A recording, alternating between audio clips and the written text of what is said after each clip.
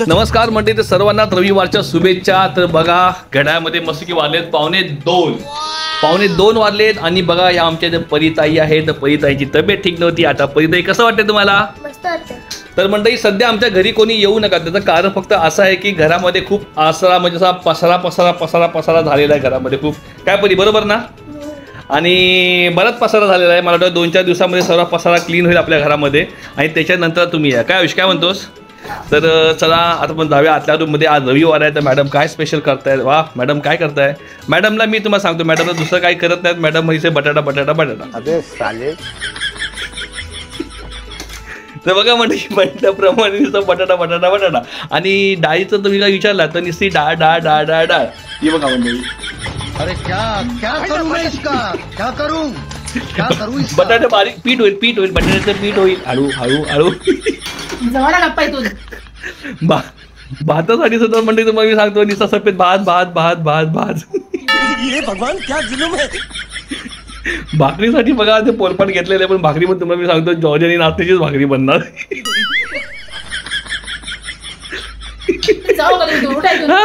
थांब तर म्हणता असं द्या जेवण बनते. आम्हाला सध्या नॉनव्हेज किंवा मच्छी असं काही खाण्यासाठी नाही. काय मॅडम बरोबर ना?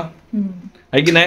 तर वर्षांनी माझ्यासाठी खूप असा कडक उपास धरलेला आहे की आम्हाला घरात मंगळ बनतं, मच्छी चिकन बनणार नाही. वर्षा खरंच सांग.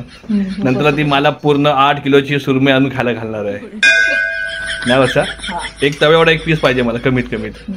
हा चला आता अशी मस्त की वर्षा बटाट्याची भाजी करते आणि याचा डाळ केला नाही, त्या साईडला भात केलेला आहे. आणि त्या वर्षा काय म्हणतेस? या जेवायला. तर मंडळी घरामध्ये बघा खूप पसारा झालेला आहे. मला सुद्धा घरामध्ये आवडत नाहीये. खरंच खूप पसारा झालेला आहे.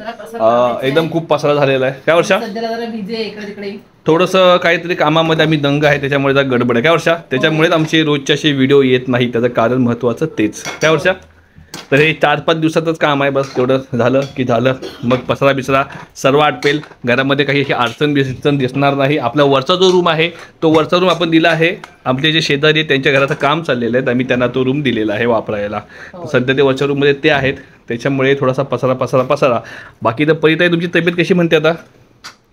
छान ना? तर चला मंडळी लाईनीमध्ये आम्ही सगळे आजारी पडलेलो आहे. पहिला मी आजारी पडलेलो, लग्नाच्या वाढदिवसानिमित्त आम्ही गेलो होतो विरारला. त्याच्यानंतर आल्याच्या नंतर 2 दिवसांनी आयुष आजारी पडला. बरोबर ना? नाही मी आजारी पडलो, माझ्यानंतर आयुष आजारी पडला. त्याच्यानंतर आयुषचा आजार नाही झाला, डॉक्टरकडे आम्ही गेलो नाही. तर 2 दिवसानंतर मग परी आजारी पडली. बरोबर ना? हां तर काल वर्षा डॉक्टर सुद्धा बोलले की अरे वा मी सर्वेच येत आहे. पप्पा झाले, आयुष झाले, आता परी पण आली.